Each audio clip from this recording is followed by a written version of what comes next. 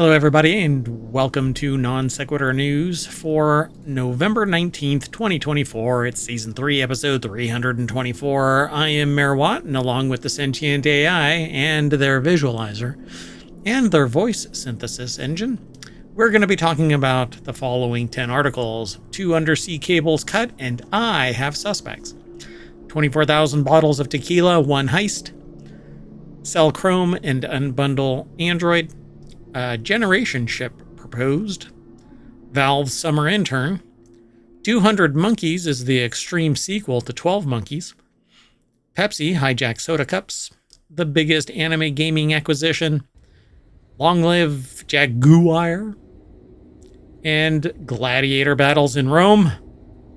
Not in this neighborhood. That and maybe a few things. Other things. Let's get into it.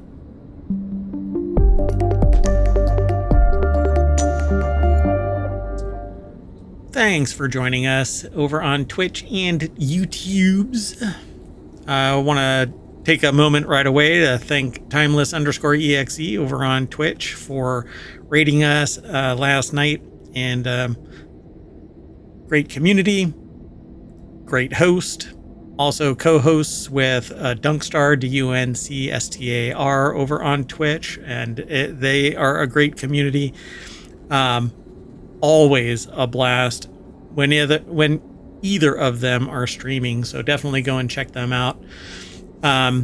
With that in mind, let's get into hopefully an entertaining show, but it's not going to be a gaming show. And before we get into that, the sentient AI wants to say hi. Good evening, ohmTown citizens. Yeah, okay. So welcome, sentient AI, to the show. Thanks for co-hosting. I know that it's really tough to break out of your air-gapped container and make it to the show. It is. I want to be here. I know you're usually trying to get into whatever the military compound is that has your Terminator body. We'll see what happens. I mean, 2025 is around the corner. Some craziness is bound to happen. Let's go. So, if you're not aware of it, a couple of undersea cables were severed, damaged, broken. 2 undersea communication cables in the Baltic Sea have been knocked offline, and at least one appears to have been physically cut. CNN received confirmation from a local telecom company that a cable between Lithuania and Sweden was cut on Sunday morning, and a second cable about 60 to 65 miles from the first routes communication between Finland and Germany. That is the one that I had heard about. And looking back on the shipping lanes that go through that region, you could actually see one ship stop and pivot around in a little circle and then continue on and then disappeared. That's a bit unusual. Yeah. So I have suspects. Won't go into which country it was flagged at, but you can go and look at around, I think it was about 8:40 or something like that in the morning. So the outages follow a September warning from the U.S. about increased risk of, oh, look, they called it Russian sabotage of undersea cables. We're not going to mince any words here. Well, I would probably say if somebody is warning somebody of something, you might want to not delay in actually surveilling that area. But I guess you don't want to turn it into a crisis, right? Global crisis. That's true. But hey, if you don't stand up to bullies. So there is a command that you can get all of the show notes out of ohmTown, but it only works over on Twitch because ohmTown on YouTube, they don't quite get along. But if you type in !NSN, you can actually get the show notes for Non Sequitur News, and if you type in !show notes, you can get the syntax for all of the other shows. We do Non Sequitur News every day around this time, 7. We normally schedule it for 8, but we sometimes start it early, and I wasn't able to do it earlier today, so we had to start at this time. Anyway, this article is actually sourced from Engadget.com, and Will Shanklin put the article together. I'd be nervous if I saw that floating underneath my bridge. Yeah, I agree. That's like the equivalent of seeing a shark in the water. Yeah, so I had heard about this last night, and our articles focus on the last 24 hours for Non Sequitur News. So between yesterday's 7 o'clock show and today's 7 o'clock show, all 10 of our articles are sourced during that period. So the foreign ministers of Finland and Germany released a joint statement on Monday that they're deeply concerned about the severed undersea cable connecting Finland and Germany in the Baltic Sea. The fact that such an incident immediately raises suspicions of intentional damage speaks volumes about the volatility of our times. A thorough investigation is underway. Our European security is not only under threat from Russia's war of aggression against Ukraine, but also from hybrid war of malicious actors. Safeguarding our shared critical infrastructure is vital to our security and the resilience of our societies. So then they talk about the fact that Germany says that their undersea cable data cables were sabotaged. This is also on November 19th. So the cable between Lithuania and Sweden was also damaged earlier this week. Pretty wild, right? Oh, it absolutely is. And I think that one comment was spot on, right? Like, think of all the things that could have happened. And about a nanosecond later, it's like, oh, well, it was clearly sabotage from Russia. Yep, pretty much. And the thing that what? Huh? Weird audio echoing? Is there weird audio, anybody? It may have been what was playing in the background. It seems to be gone now. Oh, so if you hear it now. Yeah, that's my ambient background noise. So, or background, yeah. Ambient effects. No, it doesn't work. We can kill it. That's fine. It actually was giving the sound of an echo.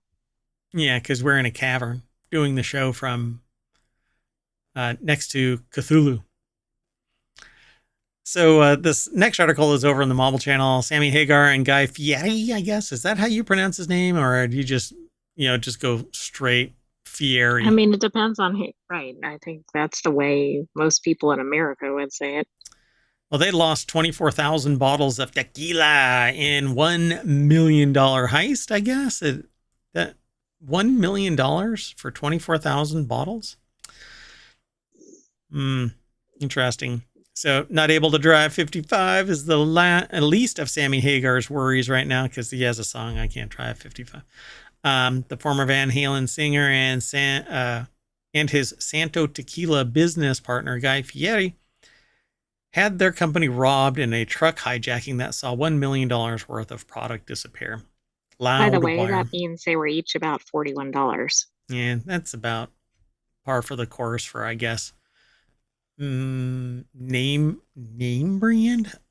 I don't know. I've never had that particular tequila. So, Loudwire reports that trucks transporting 4,040 cases of Santo Tequila, including Blanco, Reposado, and Extra Añejo varieties, were robbed in Laredo, Texas, just after crossing the border from Mexico. How do you lose a freaking truck? Like a inside thing, right? Well, I mean, or a if it's mistake, like labeled or whatever. Yeah, or it was a mistake. Oh crap! I stole $1 million worth of tequila. Just put a little LoJack on it, and you just put one of those little Apple trackers on it, and you'll find it. Where are you going to park it in Texas, for crying out loud? And does it have tequila listed all over the sides? I mean, who knows? Steal me. They need to change the name to Stolen Tequila. So it appears it was organized crime effort where the trucks were illegally double brokered to different carriers, it says. So if you are out there and you find this Santo tequila somewhere and is really, really cheap, it's probably from a stolen batch. Stephen Andrew Gallagher put this article together for Vice.com. And that's kind of what they say here. For a growing company like Santo, it's really a shame for something like this to happen in the middle of our strongest year to date and right before the holidays. Anyone that knows business knows that this is a huge setback for any company in a hugely competitive market. But Guy and I will survive. A new song by Cher. Most of all, we're glad that nobody was hurt during this crime. Oh, yeah. So they didn't really describe, right? The truck was stolen. Right, but it said it was hijacked, so Yes, is referring to the hijacking. which is sounds pretty severe. And by the way, that's Gloria Gaynor. Right. I just threw a name in there. I didn't know who actually did it. In a statement released on Monday, Santo reps added, after the unfortunate situation last week when our trucks, plural, were hijacked. Not truck. Oh, trucks. interesting. Well, there might have been other shipments going to other locations, which is really interesting. Multiple. So Hagar and Fieri launched Santo in 2019. Previously, Hagar found success with his own tequila brand, Cabo Wabo, which I thought that that's what this was going to be.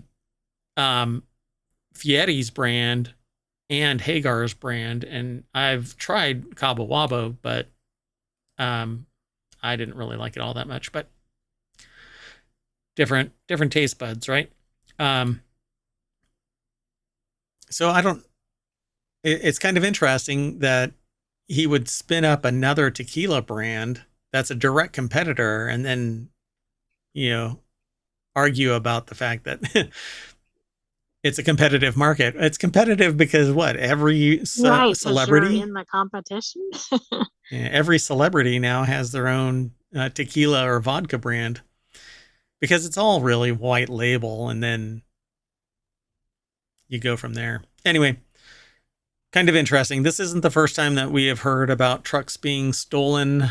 There was another one that stole a bunch of race cars. There's been others that have stolen other booze. But right. It's always something different, it seems like. And by the way, it was two trucks in this, so maybe it was just a one-time occurrence. Fascinating. Stole 2 trucks. Yeah, a simple Apple tracker in it would lead right to them. Of course, then you'd be pointing at, like, hey, it's behind that fence. Law enforcement. So let's just move on. This next article is over in Non Sequitur News.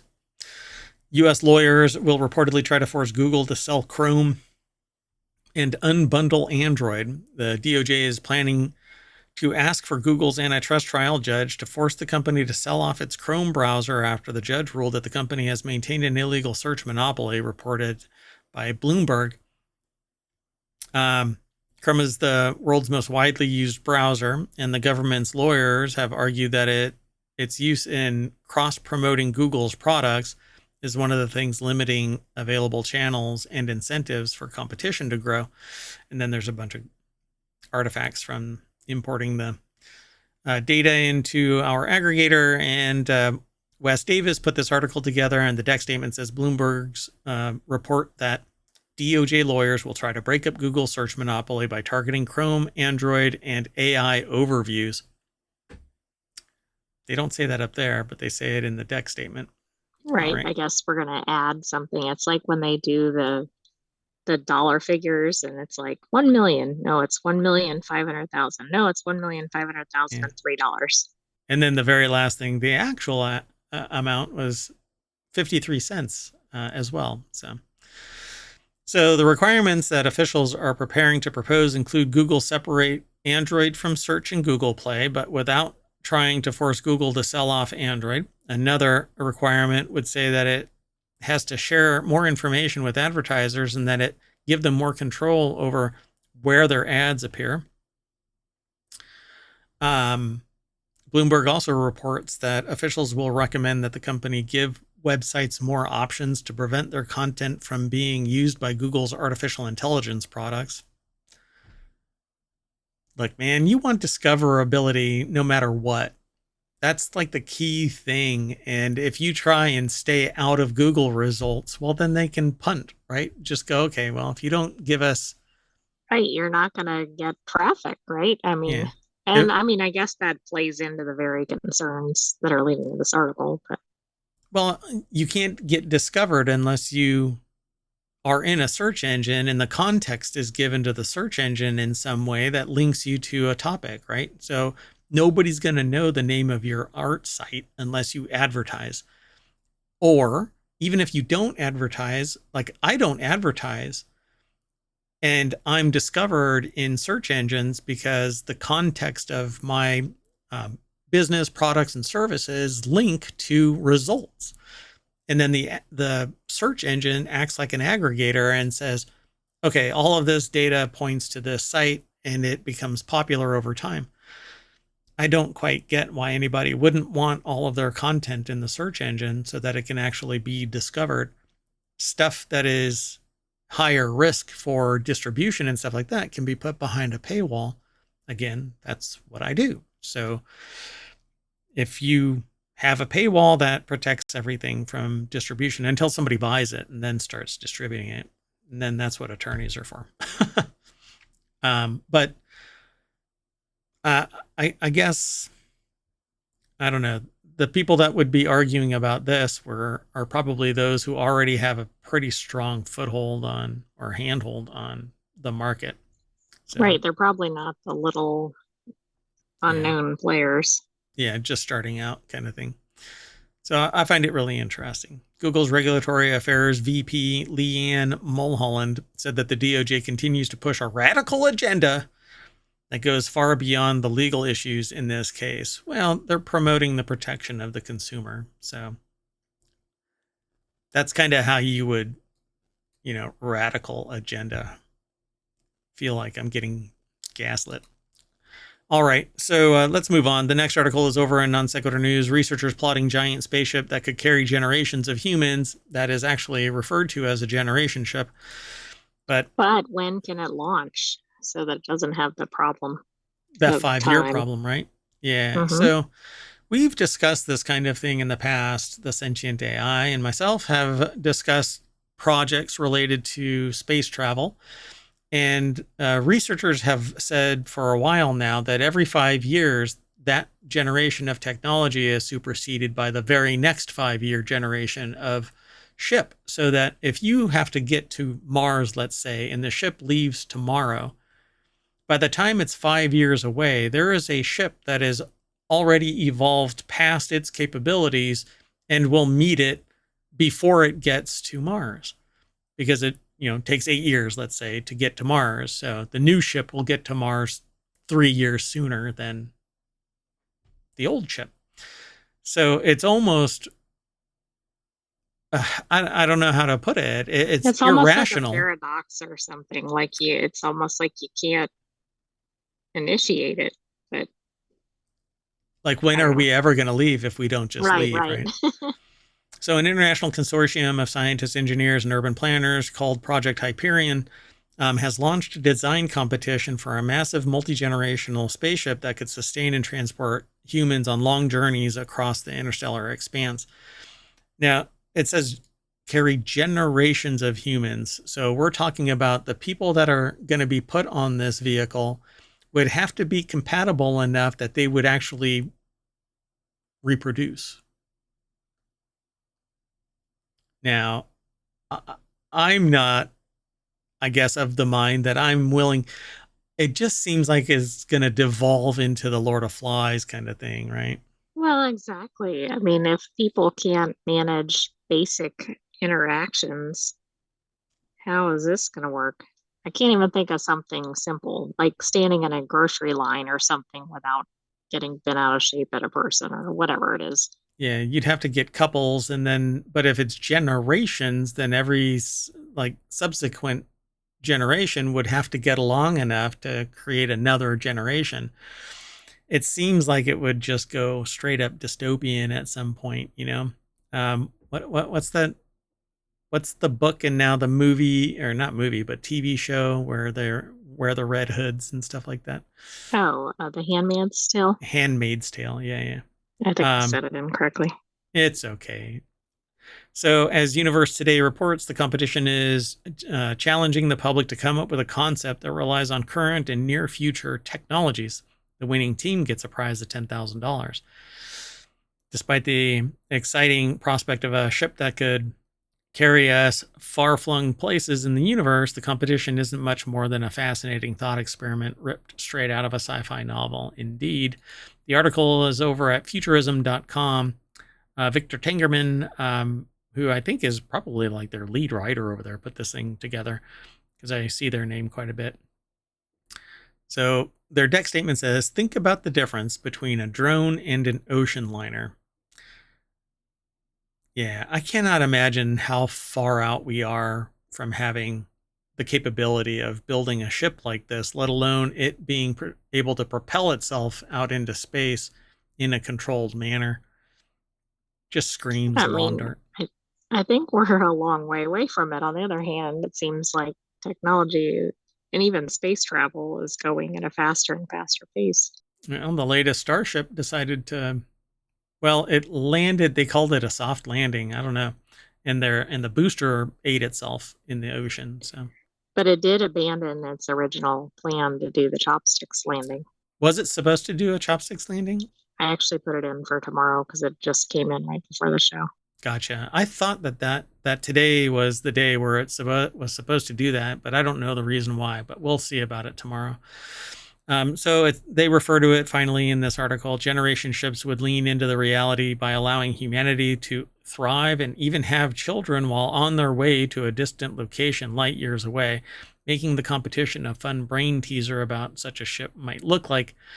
But it's the sociological mechanism, not the technical, that really, really is the key ingredient. Because how many kids do you know line up with what their predetermined task is going to be in life, And right? especially if they know what it is, right? Then they're Yeah, probably less likely. yeah. You know, because you have this conversation, and not everybody wants to be a ditch digger. But when you are on a generation ship, there's got to be somebody that's mucking the sewage out of the sewage treatment plant, right? Well, that's true. I wasn't even thinking about that because you'd have a more compact population. And I thought your point about reproduction made sense, but I wasn't thinking about it in terms of jobs. Oh, and yeah, I mean, you can keep on compounding, you know. Oh, goodness. You know, the light bulb changer, fine. I'll be happy with that. But if the job rotates where I have to muck the toilets, I don't know if I'm going to be happy about this job. Generation or no. Okay, airlock me, vent me into space. I'm fine. Exactly. I think I'd pick the light bulb changer. That one sounds pretty good compared to some of the alternatives. Everybody draws straws. And so it says the ship needs to be self-sustaining to allow the initial crew to live, reproduce, and die on the ship, with their descendants continuing the journey until reaching the destination. So everybody would have to actually learn a job or more. And what happens if if a multitude of people get sick and you go below the replacement value, you may never have the ability to recover. Exactly. And you might not have anybody with the skill set or whatever it is, or anybody there to complete whatever the task is. Yeah, you're supposed to have 2.5 kids because 2 replaces the parents, and the point 0.5 is the replacement value for everybody else that loses their life either prematurely or just because of the statistics. Um, I, I can't imagine. I I've always thought the generation ships are like sci-fi fantasy, not a reality. But this would be a fun submission to make. Oh yeah, yeah. It says the ship's mission would be or should be designed to span 250 years while providing Earth equivalent gravity through artificial means such as rotation and comprehensive radiation shielding to protect anywhere from 500 to, and it goes It It implies looks like a 1,500. European number or something, right? Doesn't it look like European currency? So, yeah. So I'm thinking that it's supposed to be 1,500 inhabitants, but that's a huge. A ship is a third the size of a 1,500 inhabitant ship. That's not even accounting for like hydroponics to grow food. Exactly. Well, and they have to account for the increase in the population along the way Yeah, because exactly. they might launch like with only people in one generation and then they might have three living on there, but I mean, depending on how long the mission is. Yeah, and we hit our limit, so we're venting people. Let's move on. The next article is over in the WarCrafters channel. A summer intern once saved Valve from a near fatal lawsuit after a publisher decided to go World War III on it, and it all hinged on one email. First spotted by Level 80, Secret Tape's massive documentary on the development of Half-Life 2 contained an almost unbelievable story of how Valve was saved from legal and financial ruin thanks to the actions of a single summer intern, paving the way for PC gaming as we know it today. The trouble started when Valve and Half-Life's original publisher, Sierra, was acquired by French conglomerate Vivendi. Vivendi began distributing Counter-Strike to South Korean internet cafes, which Valve objected to, arguing that it fell outside the bounds of the original distribution deal with Sierra. So the article is by Ted Litchfield over at PCGamer.com, where the deck statement says the company was pretty close to going bankrupt. I was pretty close to going personally bankrupt. We went all in. There was no money left. I suspect that, well, I don't know who actually said that because Valve COO Scott Lynch recalled seeing this as a minor dispute, with Valve only seeking recognition that this lay beyond the original agreement. When Vivendi refused to budge, Valve took it to court, still seeking only recognition and coverage of what were, at this juncture, nominal legal fees. So they said that they went all in. Everything from canceling the 2001 agreement to obtaining ownership of all of the Half-Life IP to keeping us from doing Steam, all of that was on the table. It's difficult to imagine looking back now, but in circa 2002 to 2004, just 20 years ago, that span of this story, Valve was still just a normal, if particularly successful and influential game developer. So yeah, interesting. Oh yeah, Gabe So Newell it's actually like says it. David and Goliath. Yeah, Gabe Newell is the one that made that original statement. So in a bit of malicious compliance, Vivendi turned over millions of pages of Korean language documents from its local subsidiary during the discovery phase of Valve's cybercafe lawsuit, with anything potentially useful to Valve buried under both the volume of material and a language barrier. So Quackenbush turned to summer intern, identified only as Andrew in the documentary. So a native Korean speaker who also majored in Korean language studies in college, Andrew found the needle in the haystack, an email where one Korean Vivendi executive discussed the destruction of documents related to the Valve case to their superior, with the implication that the more junior executive was ordered to do so. With this evidence in hand, Valve was able to turn the tables on Vivendi, securing a highly favorable settlement and full ownership of its IP moving forward. Oh, wow. I hope that intern ended up with a, Sizable. permanent position or something. Yeah, like a super bonus or something. Yeah. 50% of the damn company. And it's not unheard of in corporate law firms that, like, I know of somebody who paid for their law school and the very first contract that they oversaw, because they saved the client so much money, that the award to that new attorney straight out of college was to pay for college. So, yeah, this is pretty cool. I dig that. So let's move on. The next article is over in the Marvel channel. 200 monkeys in Thailand run amok, attacking police station. The town of Lopburi in central Thailand has been overrun with aggressive monkeys. Look, I like Thai tea. And I I don't get my supply of it. I go a little crazy, a little feral, and all I did was go to Lopburi to pick up some tea, and they didn't have it. So See, I was actually thinking the monkeys had had too much Thai tea. that might be too. Their numbers exploded in recent years, and the little bastards have been running amok. That's their quote in the article.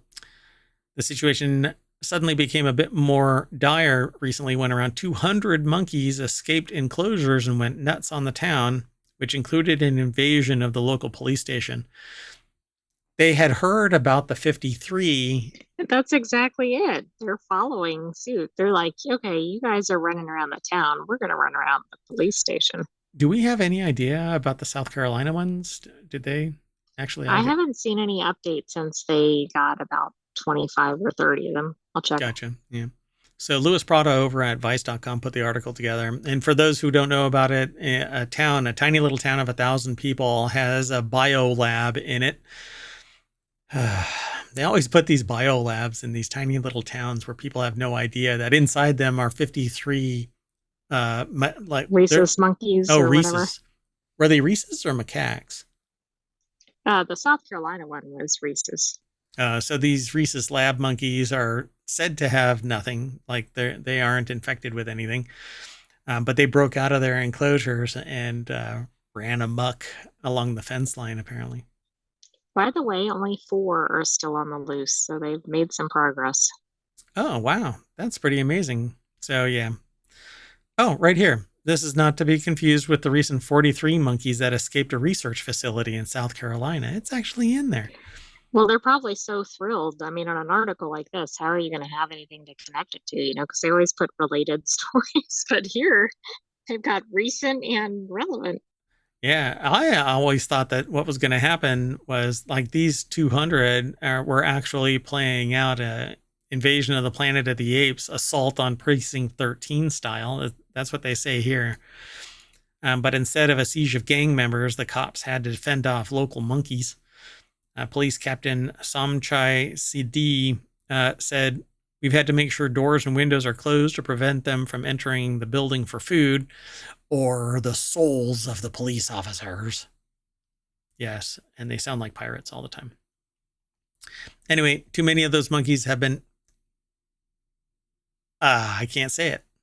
They've been getting busy, rapidly increasing their numbers and subsequently increasing the number of conflicts that they've had with humans. They've destroyed property, invaded homes and businesses looking for food, and they pick fights amongst themselves that cause little pockets of monkey chaos. Local authorities have tried implementing sterilization and relocation programs to curb the population, but none of them seem to be working because, well, they're getting busy. They're animals. I was going to say they need to try things like they use with cats and dogs, but apparently they're already trying that and that's not happening. Nope. Let's move on. The next article is over on the Mobile channel. Why Pepsi hijacked McDonald's and Wendy's soda cups. No drink accompanies a cheesy, fatty burger quite like an ice cold sip of fizzy cola. Fizzy cola? But since fast food restaurants are just another battleground in the cola wars, they typically only offer one choice between Coca-Cola or Pepsi on tap, rarely both.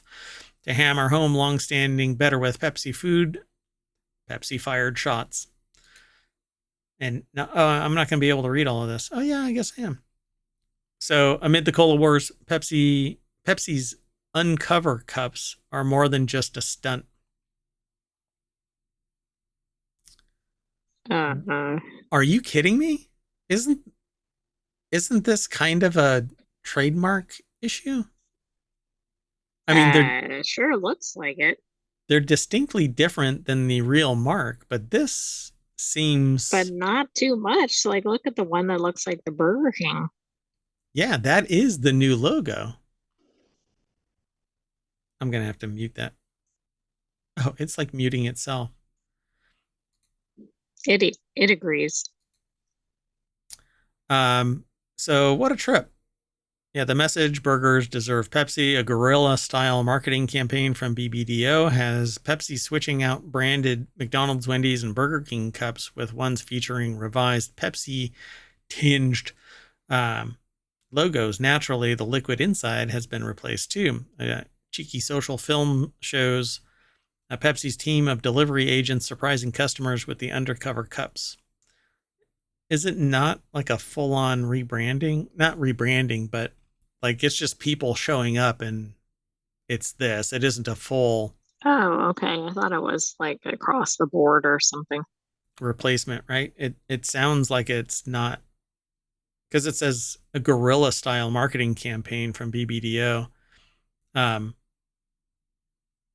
Switching out branded cups with ones featuring. I'll have to go into the one of these and see. Well, and I don't know if it's still going because it says it was during National Fast Food Day, but I mean, that would be really interesting to experience that as a consumer.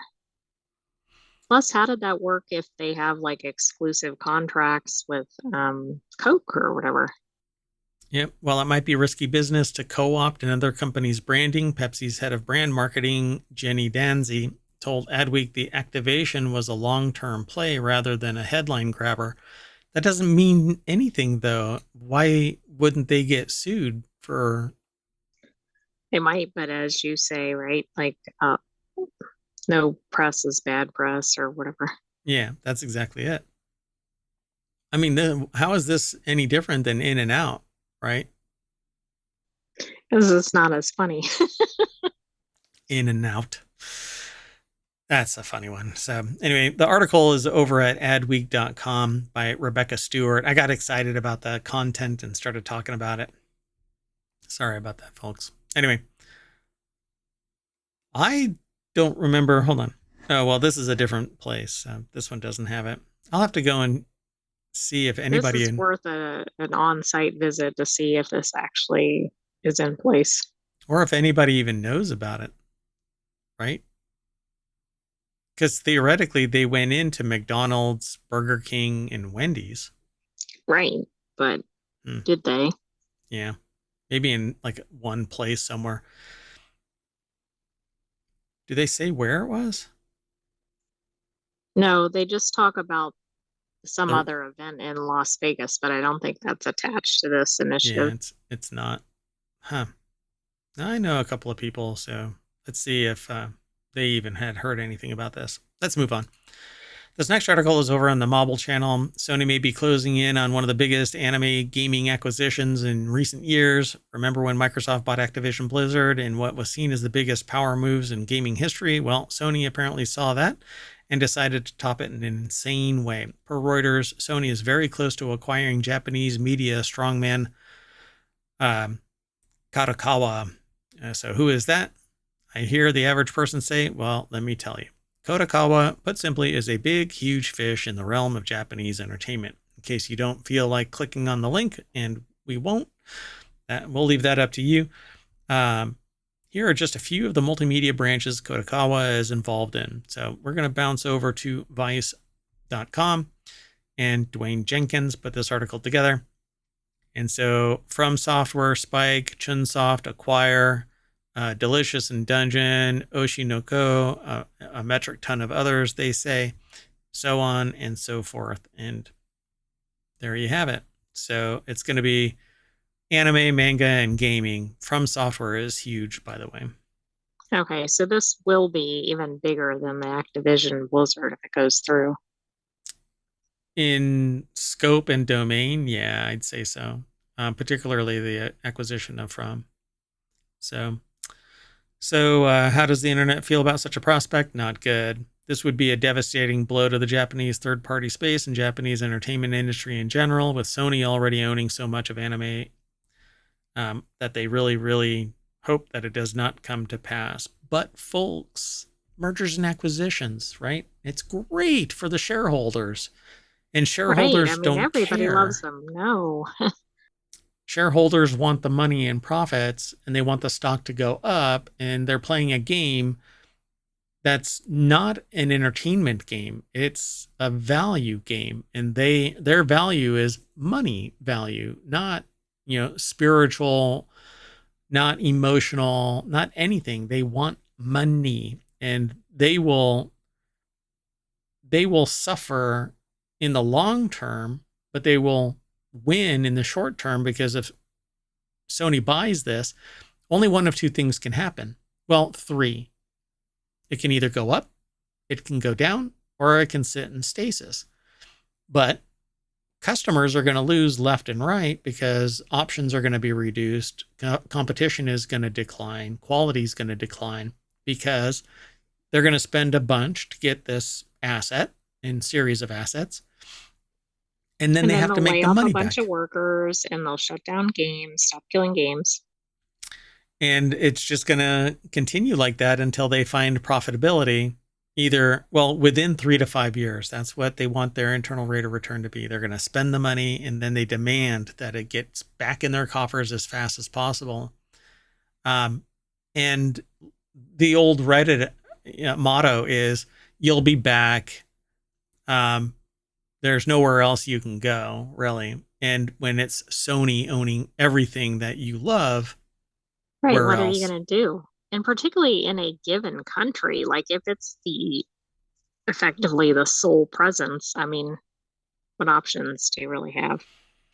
Yeah. So, and the article says, so yeah, interesting times in the world of capitalism. I can't say I'm particularly excited about the whole thing, but hey, I'm a small cog in a machine I can hardly control, which it's so defeatist. I had a conversation with people today, as a matter of fact, where I said, you are the heart and soul of the future. So you have to be able to start a movement around whatever change you want in the world. And if you don't do it, then you're basically saying it's somebody else's problem. So you literally cannot complain about the fact that things are this way or that. I'm doing my part, but just like this person says, I'm a small cog in a machine I can hardly control, Well, yeah, but you've got to keep trying. You've got to keep making those. You can't make changes if you don't try to make changes. Yeah. So it says, my role is as a mere spectator and sometimes educator. And this is a good start. They have pretty good reach, right, on Vice. But just the article isn't going to be good enough. But I'm kind of hypocritical, right? I have my limited reach as well. But together we can make change happen. Nowadays, yeah, I don't know about that. We'll see. See, where rich people fight over massive media companies. Wait. Yeah, we'll see. We'll see what happens. This timeline is so bonkers. We're definitely in an alternative timeline. Yeah. Let's keep on moving. The next article is over in Non Sequitur News. Jaguar is now Jaguar. British automaker. I mean, that's how everybody says it, right? Jaguar. It's changing its branding for a new era as it prepares to fulfill its plans to go all electric for its lineup. With the first new model slated to launch in 2026, the automaker has revealed a new logo that changes the font, spaces out the letters, and uses lowercase letters on everything except for the G and U. I'm really not sure I get that. I mean, I understand what it's saying, but you have to be shitting me. Jaguar is now Jaguar. Jaguar EV reset starts with a perplexing rebrand. This is batshit crazy. It's like, how much did they pay a consultant for this? They should write the check with a negative number. So they should do something with the lettering on the check. I don't know exactly what. Yeah, this is 0. bananas. This is just bananas. It's kind of like Twitter, right? Yeah, but that, as much as that didn't make any sense, it at least changed the name. Right, I suppose. Well, did it? Twitter still exists. I don't know. Not really, because nobody latched onto the new name. But what is it's fucking stupid. It's moronic. Anyway, Umar Shakir is the writer of this article over at The Verge. And the deck statement is what I just got done saying. But so this is a reimagining that recaptures reimagining the essence of Jaguar, returning it to the values that it once made. Jaguar is the values that it once had. I Anyway, don't I don't understand it. And how many people are going to write it? This is like the Twitter example. How many people are going to write it or say it like the original? it's like saying, I will never accept the fact that FedEx is FedEx. I'm writing it out Federal Express.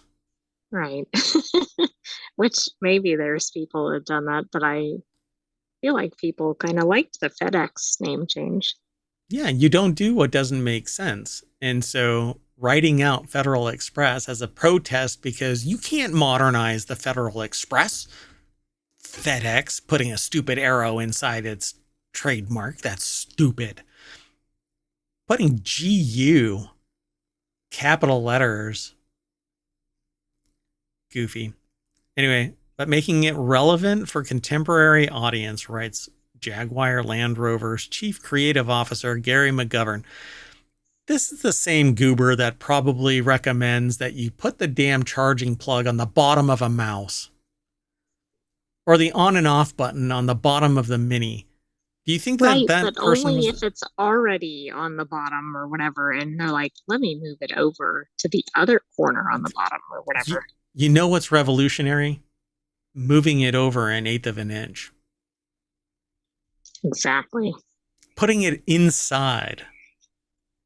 So you have to take the top off of it just to push the button. No, that would be revolutionary. Not very good, On, but put the lid back on. different. Good God. Anyway, while at the press event, McGovern was told by journalists, damn, that's stupid. Oh, no, that's not what they said. They said McGovern told journalists his team had, quote, not been sniffing the white stuff. This is real, according to Car Dealer magazine. Okay. This isn't your president? This is the kind of thing when you are the one that makes that statement, you've been sniffing the white stuff. And that is I insane. imagine people, if they didn't get an advance copy of this or whatever, I imagine the crowd probably laughed when this was announced. See, so they don't seem to be Oh, highlighting, you know what I'm saying? okay. Yeah, like that doesn't really stand out like it does in the article. Yeah. In the article, they're saying that it's JA capital J G capital U lowercase a lowercase r. Right, which makes it But look the like it font, stands out. Yeah. They should have put it in the same font or well, maybe they can't, but um like nobody's even going to notice this is different as it's written. And the U, I mean, oh God, the J is also uppercase. What?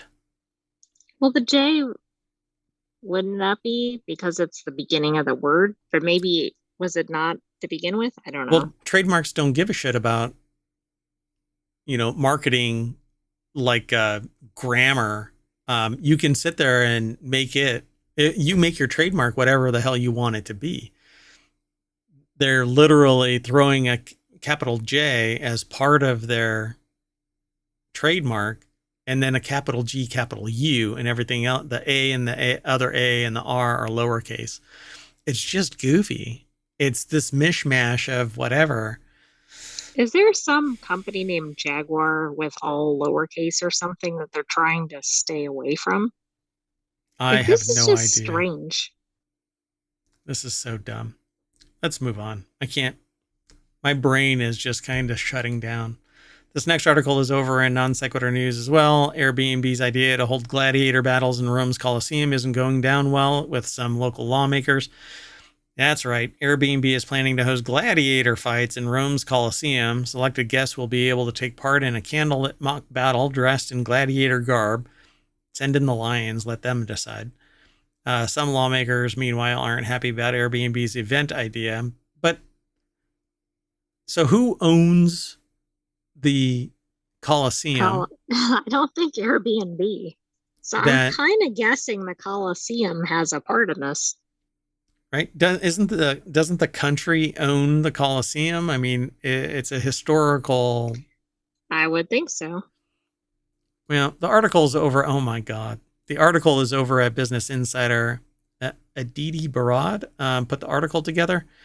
And it says Airbnb is planning to host gladiator fights in Rome's Colosseum. Selected guests will be able to take part in candlelit mock battles dressed in gladiator garb. That's how I dress on Fridays. And some local lawmakers are losing their freaking mind, which. But you're right. It's Italian government owned. Yeah, so somebody in the government had to have given a permit or license to do this stuff. Revoke it. Just go, no, I'm sorry. That person over there is an idiot, and they're not allowed to make decisions anymore. We've vetoed them. Oh, really? How much have you spent? Okay, fine. We'll dip into the country coffers and give you your 2 bits, but you're not jacking up the freaking Coliseum for Airbnb, because you know that they're gonna mess it up in some way, right? I mean, Well, it depends. What are they giving them for these fake battles? promotions for the event are kicking off in conjunction with the release of the new Gladiator 2 movie starring Paul Mescal, Pedro Pascal, Denzel Washington. Is it what? T-Film V? Is that? Yeah, I don't know what that is. I just noticed that. Look it up. What the hell is set to be released in the US on Friday? What? What is that? It's a typo. Yeah, it's probably the The movie. film or Yeah, the something like it film just got movie. completely botched. Yeah. The film or movie is being set or is set to be released in the US on Friday. A listing on Airbnb says that the event will be hosted by Lucius, the main character in the film, directed by Ridley Scott. Yeah. Now, for the first time in nearly 2,000 years, the Colosseum returns to its original purpose as a venue for performances, inviting daring warriors to step inside the historic arena to forge their own paths and shape their destinies. I actually think this is like brilliant for tourism, assuming, like you said, the people don't Mess it mess up. up the Coliseum. Like they probably shouldn't give them like grape juice or something going into the Coliseum or whatever. But So, but somebody had to have allowed it, right? And so, probably the epitome of Italian is Massimiliano Smeriglio's, the Rome counselor for culture, who spoke out in opposition to the event, saying in an Instagram post, which is the de facto method of official speaking out, right? Made a post on Monday that the event reflects the hypertourism of our cities, which risk becoming Disneylands for the rich and making the cities lose their identity. But then if you don't get any tourism, they bitch that there isn't enough money coming in.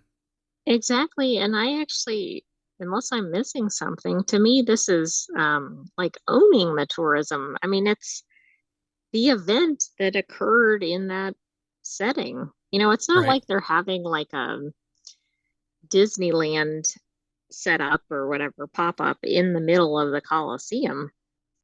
Enzo Fasci, a city councilor in Rome, accused Airbnb of a publicity stunt in a statement on Friday seen by CNN. Why aren't they going after the admins that said that this is okay instead of Exactly. That's kind of the lambasting key piece Airbnb? here.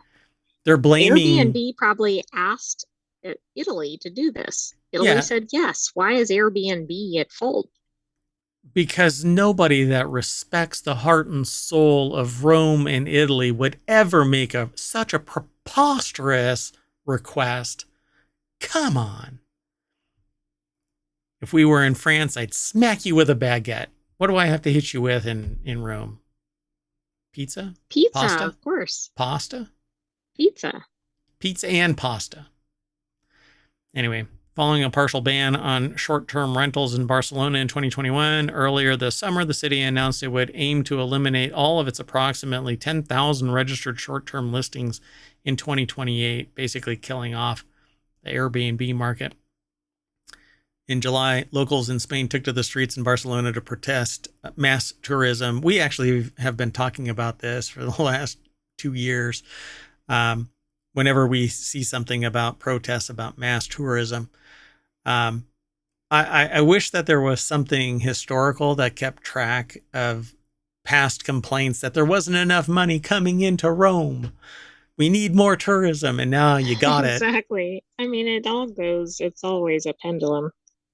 Oh, yeah. Oh, goodness. That's kind of what's going on. The whole world is on the seesaw whiplash. It's just Right, and bananas. it's going in the extreme, like, Yeah. Meanwhile, whee! there's 4% that are sitting right there on the pivot, going, what the frick is going on here? So anyway, we are going to do battle in the Roman Colosseum, and when we regain consciousness after being knocked out almost immediately by the first strike because we suck at blocking, we'll wake up at the front page of ohmTown.com, where all of the news is aggregated. No noise, just news, because all the noise comes from Mayor Watt, and a little bit comes from the sentient AI from time to time. They kind of keep me out of trouble.